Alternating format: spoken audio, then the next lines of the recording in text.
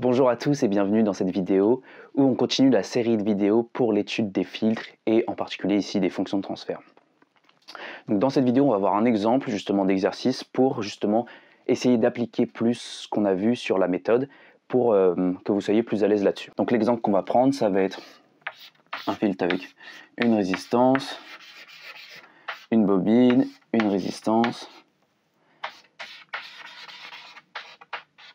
une bobine avec les tensions d'entrée UE et la tension de sortie US. Donc la première étape de cette méthode, ça va être de regarder si UE et US peuvent être mis dans une même maille. Si on peut les mettre dans une même maille, c'est pratique parce qu'on est dans le cas de l'exo le plus simple. Sinon, ça va être plus compliqué, mais on va s'en sortir parce qu'on a la méthode. Ici, on va voir, d'ailleurs j'ai pas mis, mais ça va être les mêmes résistances et les mêmes inductances, comme ça ce sera un exo simple. Mais là, on se dit, bon bah, pour simplifier ça, on pourrait faire une association en série ici entre R et L. Le problème, si on fait ça, on va perdre la tension US, parce que la tension US, elle est que aux bornes de la bobine L et pas aux bornes ici, parce que c'est la différence de potentiel de ce fil-là avec ce fil-là. Et vu que là, on passerait par une tension, la tension aux bornes de ce fil-là, c'est pas US, attention. Du coup, on ne peut pas faire cette association, sinon on perdrait l'information sur US. Et le problème, c'est qu'après, il n'y a aucune association possible. Si on ne fait pas cette association, aucune association n'est possible, parce que là, cette résistance et cette bobine ne sont ni en série ni en parallèle. On a une triple jonction. Et pareil pour cette résistance et cette bobine, elles ne sont ni en parallèle ni en série. Donc il n'y a aucune association possible. Donc on est dans le cas où il va falloir introduire une tension intermédiaire UI. Et là dans ce cas-là, on va se ramener à l'exo d'avant, mais à deux endroits, dans cette maille-là et dans cette maille-là, avec UI en fonction de UE et US en fonction de UI. Donc c'est un peu plus long, mais on s'en sort très bien quand même, c'est très méthodique. Maintenant, la deuxième étape, ça va être de simplifier ce circuit avec un circuit équivalent en utilisant des impédances équivalentes, enfin des associations équivalentes, il y aura peut-être des admittances aussi, pour pouvoir faire directement un point diviseur de tension. Dans cette partie-là, on a directement le point diviseur de tension car R et L sont parcourus par le même courant, donc on n'a rien besoin de faire, mais pour le deuxième, on doit bien faire un circuit équivalent. Parce que R et L ne sont pas parcourus par le même courant, donc il faut faire une association équivalente ici pour que la tension UI soit aux bornes d'un dipôle qui a le même courant que R. On va faire des associations équivalentes alors. La première idée ici, c'est qu'on ne peut pas associer L avec R directement parce qu'ils ne sont ni en série ni en dérivation vu qu'il y a L. Donc on va commencer par associer les deux et après on aura ici une impédance équivalente ici et la bobine qui seront directement en dérivation, donc on pourra faire une deuxième association équivalente. Donc la première association équivalente, c'est un ZEC1 qui est égal à R plus ZL parce qu'ils sont en série. On vérifie bien qu'ils ne sont pas croisés par le même courant, mais c'est bon directement, on l'a déjà vérifié pour le premier. Et maintenant, donc là si vous n'êtes pas hyper à l'aise, n'hésitez pas à faire plein de schémas intermédiaires. Dès que vous faites une association équivalente, ça vous permettra de voir les choses mieux. Moi je vais le faire ici, après quand vous êtes à l'aise, c'est plus la peine de le faire, vous pouvez aller plus vite là-dessus. Il faut tout simplement mettre toutes les relations, c'est très important parce que sinon on ne peut pas vous suivre quand on corrige votre copie. Donc là avec la première association équivalente,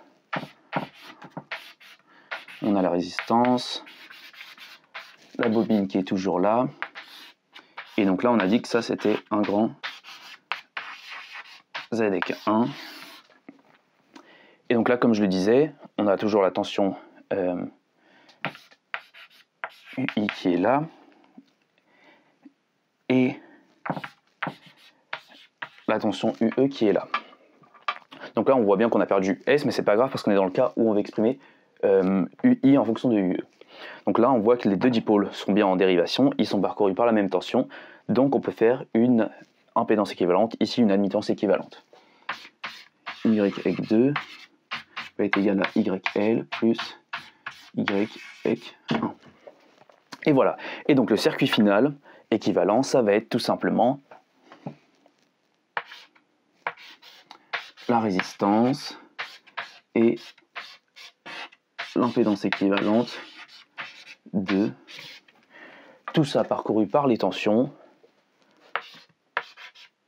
UE pour ici et UI pour là. Nickel, maintenant qu'on a fait ça, qu'on a tout simplifié et qu'on peut faire des diviseurs de tension dans les deux cas, on passe à la troisième étape où il s'agit justement d'appliquer ces diviseurs de tension. Donc, dans ce cas-là, tout simple, US aux bornes de ZL. Du coup, c'est ZL fois UI, parce que UI est aussi là. C'est bien la différence entre ce fil-là et ce fil-là. Et le tout sur les deux dipôles en série, R plus ZL. Pareil pour UI ici, on va avoir UI qui va être ZX 2. Donc la tension au bord du dipôle sur lequel on fait le diviseur de courant. Et la tension totale ici, le tout divisé par R plus ZX 2. Maintenant qu'on a fait ça, dès qu'on a fait les diviseurs de tension, pour la résolution d'exercice, on n'a plus besoin des schémas. Là, je vais les effacer. Oui, sur votre copie, vous n'allez pas les effacer, mais c'est bon à savoir qu'on s'en fiche des schémas maintenant. Donc, ce qu'on sait sur la fonction de transfert, H, c'est que c'est la tension de sortie sur la tension d'entrée. Donc, dans notre cas, ici, on a introduit la tension intermédiaire UI, ce qui nous permet de tout simplement calculer US sur I d'un côté et UI sur UE de l'autre. On va commencer par le plus dur qui va être UI sur UE. Parce que là, on a les impédances équivalentes et il va falloir les exprimer.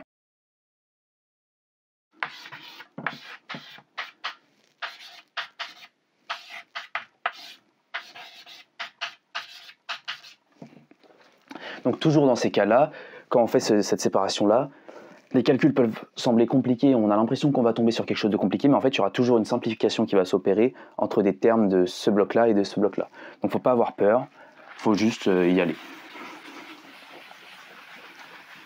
Là, je les calcule en séparé, mais il faut bien faire attention à bien spot la partie qui va simplifier et pas expliciter tout jusqu'au bout, sans faire les simplifications qui s'opèrent avant de tout exprimer en fonction de oméga.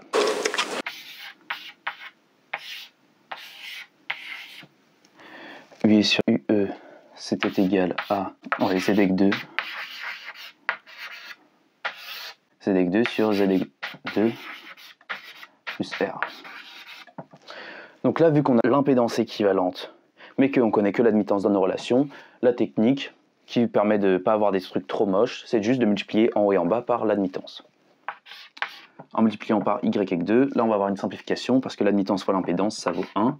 Ici pareil, admittance fois impédance, ça vaut 1. Et donc il nous reste juste R fois l'admittance. Maintenant on réinjecte la relation qu'on a trouvée.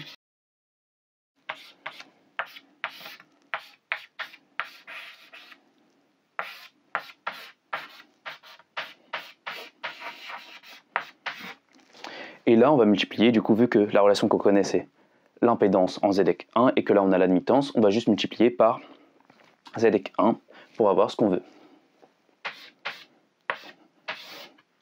Donc on a ZX1 en haut, ZX1 en bas, et dans le produit on va multiplier à l'intérieur bien sûr pour simplifier celui-là.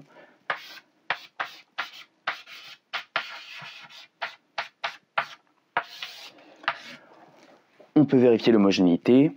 La fonction de transfert, ça doit être sans dimension. On a une impédance, ça doit être du coup sur une impédance. Donc là, on a bien une impédance. Ici, du coup, on a un produit de ZX fois quelque chose. Donc ça doit être homogénéen impédance. On a R qui est homogénéen impédance.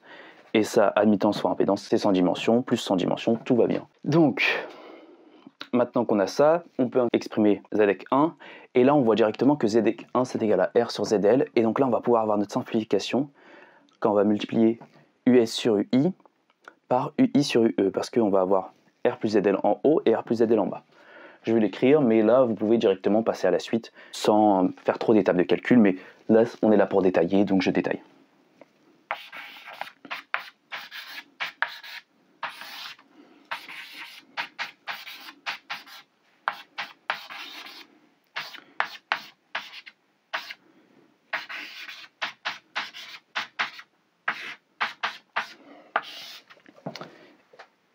Et ensuite, maintenant qu'on a ça, donc ça va être UI sur UE.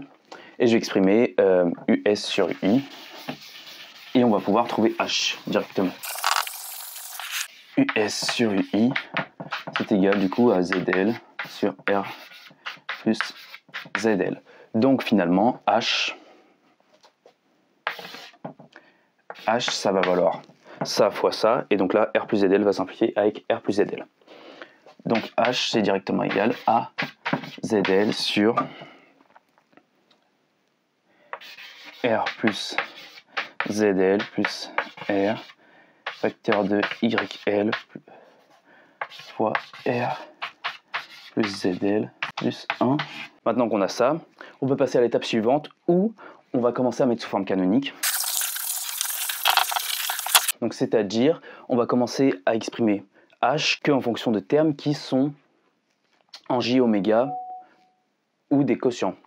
Parce que YL, c'est en 1 sur JL oméga. Donc ça ne va pas nous intéresser. De toute façon, on va devoir le remultiplier. Donc autant directement à ce niveau-là, repasser en ZL au lieu de, après avoir une expression un peu moche et qu'on va devoir manipuler.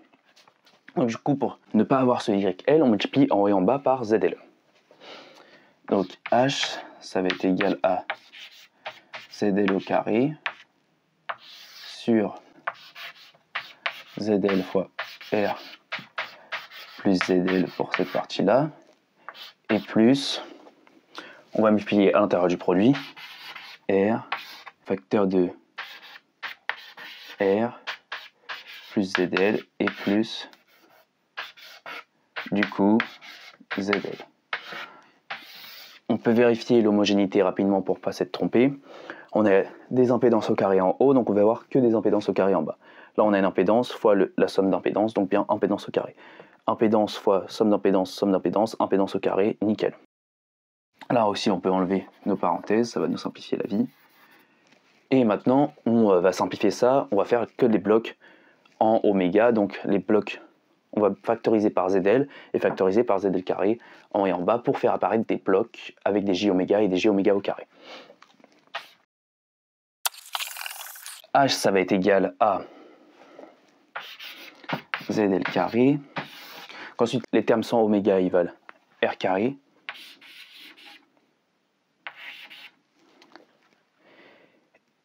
Et les termes en ZL, ils valent ZL fois R plus 2ZL fois R. Donc 3 ZL R. Ensuite, les termes en ZL au carré, on a ZL fois ZL, donc plus une fois ZL au carré. Maintenant, avant d'exprimer encore la JL oméga, on va vraiment passer sous forme canonique. Donc pour être sous forme canonique, il faut faire apparaître un 1 ici.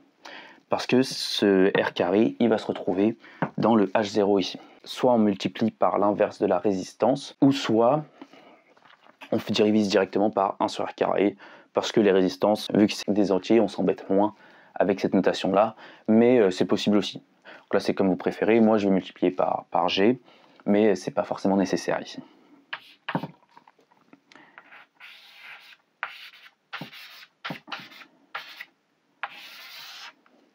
Donc G carré fois ZL, du coup 1 ici, plus 3 ZLG plus G carré fois ZL carré.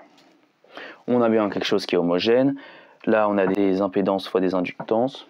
Ça se compense. Ici, pareil. Ici, pareil. Donc c'est nickel. Maintenant, on peut passer à l'expression en fonction des coefficients. Donc ça, c'est égal à J, GL, oméga, le tout au carré, sur 1 plus J3 GL oméga plus J GL oméga, le tout au carré. Là, on a finalement notre expression. Donc on reconnaît que c'est le troisième terme qui est monté ici, donc on a un passe haut. Et on va le mettre sous forme canonique. Donc sous forme canonique, on a H qui est égal à H0 fois JX au carré sur 1 plus jx sur q plus jx, le tout au carré, avec x qui est égal à oméga sur oméga 0. Donc toujours oméga 0, on le trouve avec ce terme-là. On commence par oméga 0. Du coup, ce qu'on sait, c'est que notre x ici vaut gl. 1 sur oméga 0 est égal à gl. Donc oméga 0, on passe tout simplement à l'inverse. Oméga 0, c'est 1 sur gl. Et donc 1 sur g, c'est r. Donc c'est r sur l. Maintenant, la deuxième étape, on trouve q. Et donc on sait que x sur q, on identifie sur la fonction de transfert qu'on vient de trouver, ça va être égal à 3gl oméga. Égal à 3gl oméga. Donc là, x qui vaut oméga sur oméga 0, on va voir simplifier par oméga. On va savoir que 1 sur q oméga 0, c'est égal à 3gl. Maintenant, on réinjecte l'expression de oméga 0 qu'on vient de trouver, et on passe à l'inverse.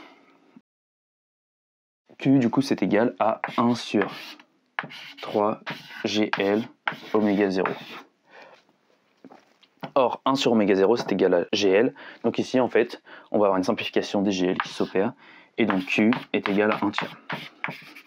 Maintenant, la dernière étape de l'identification, ça va être le coefficient H0. Donc là, H0, bah, on fait pareil. On sait que H0 fois x au carré, c'est égal à gl oméga, le tout au carré. Mais en fait, directement x au carré, c'est égal à gl oméga. Donc là, ça nous donne que h0 est égal à 1. Donc souvent, ça sera h0 qui est égal à 1, mais il faut faire attention à bien le vérifier toujours, parce qu'il y a des cas où ça va être différent. Donc là, c'est un cas simple, mais il y a des cas un peu plus durs. Et maintenant qu'on a ces coefficients, on peut faire l'étude. Donc l'idée de passer par ces coefficients, c'est que l'étude sera toujours la même, peu importe le fil qu'on a à la fin, parce qu'on passe à des coefficients adimensionnés. Voilà, j'espère que cette vidéo était claire et que ça vous a plu. N'hésitez pas à commenter, liker et à partager la vidéo. Et si vous voulez d'autres exercices de ce type, n'hésitez pas à me demander et j'en ferai d'autres. Voilà.